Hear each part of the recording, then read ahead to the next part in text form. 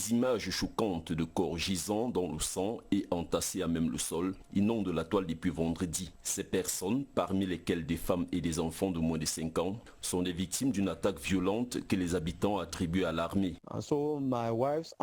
La tante de ma femme a été tuée avec ses 8 enfants. En dehors d'elle, 7 autres personnes d'une même famille ont été tuées par l'armée. Il faut savoir que ces personnes se sont réfugiées à Garbo, fuyant la guerre. Elles ne pouvaient pas s'imaginer qu'elles trouveraient ainsi la mort.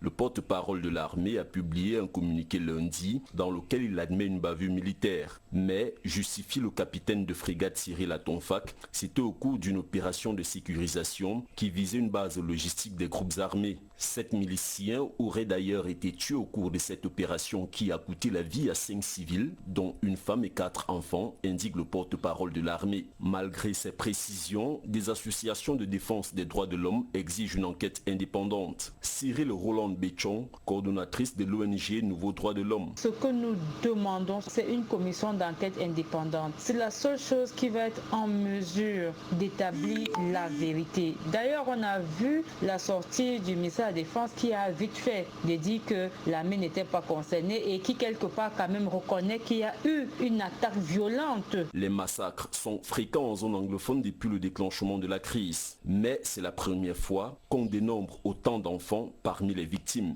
À Yaoundé, Jean-Marie Nkoussa pour Medi 1.